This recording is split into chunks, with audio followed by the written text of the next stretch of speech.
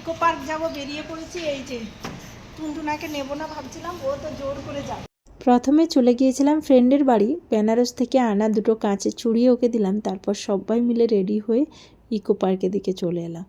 আমরা আজকে 1 নম্বর গেট দিয়ে ঢুকছি। এখানে কিন্তু গাড়ি পার্কিংয়ের যথেষ্ট জায়গা আছে।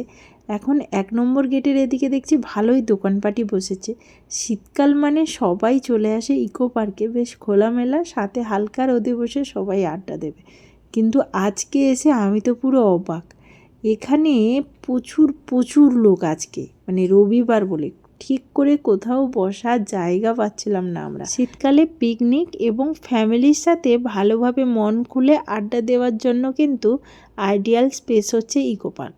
আমাদের প্রায় সবার কাছেই জানা এই শীতকালে ইকো পার্ক কিন্তু বিভিন্ন রকম ফুলে সেজে ওঠে, কিন্তু আজকের কন্ডিশনটা ভীষণই খারাপ।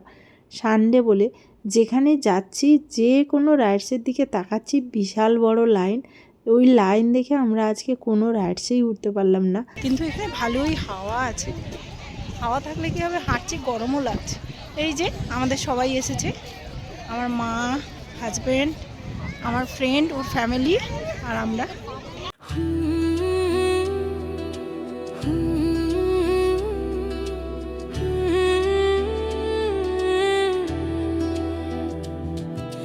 রাতে তারা জেগে বলে তুমি করতে হলে এরকম লাইন দিতে হচ্ছে আজকের দিনে। বাবা, দরকার নেই, বোটিং করবোই না। এত লোক এসেছে বোটিংয়ের জন্য, কত বড় লাইন পড়েছে দেখুন, তাই আর বোটিং করবো না। ইকো পার্কে কি দেখবো আসছি জানি না, কিন্তু লোক দেখতে এসছি মনে হচ্ছে। দেখো কত কত লোক, বাবা, যত কলকাতায় লোক ছিল মনে হয় ইকো পার্কে চলে এসছে আজকে, নাকি গো?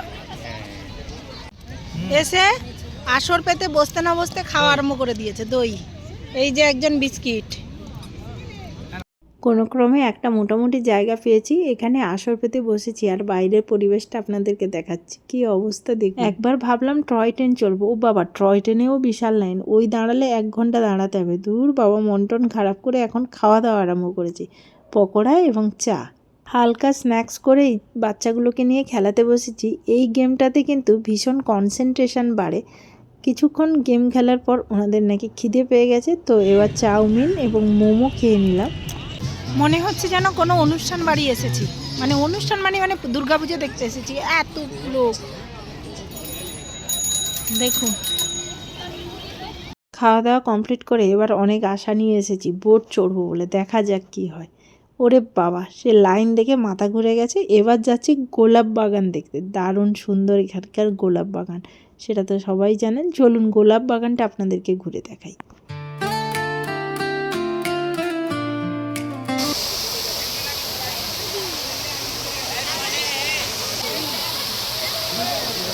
এই শীতকালে আমি কিন্তু প্রত্যেক বছর ইকো পার্কে আসি। এখানে আসার বিভিন্ন কারণের মধ্যে একটা মেন কারণ হচ্ছে গোলাপ বাগান দেখা। সত্যি শীতকালে এই ইকো পার্কের গোলাপ বাগান কিন্তু বিভিন্ন কালারের ফুলে সেজে ওঠে।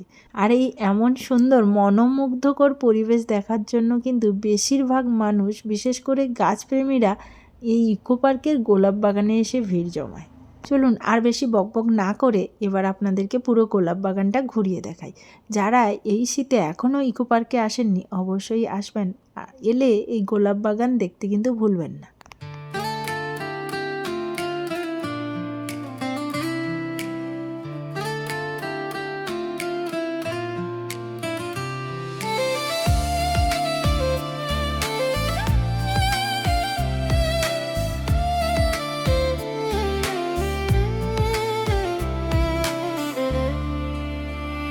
সাদা নরম তুষার পড়ে নীরব শহর জুড়ে, জানালার কাছে জমে থাকে স্মৃতির ছবি ঘিরে। তুমি নেই পাশে তবু ছোঁয়া লাগে মনে, এই সাদা ভরে নাম লিখি তোমারই স্বপ্নে। সুন্দরভাবে ফুড কর্নারগুলোকে সাজানো হয়েছে ইকো পার্কে।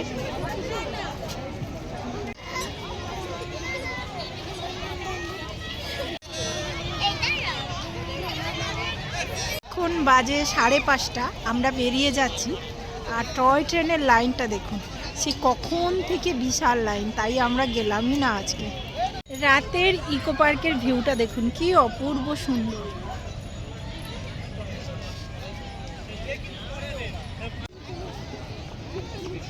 এই বাবেলটাতে লাইন নেই। ইকো পার্কে অনেক ধরনের রাইডস আছে, আমরা তো জানি। এই হলো তার রেড চার্ট।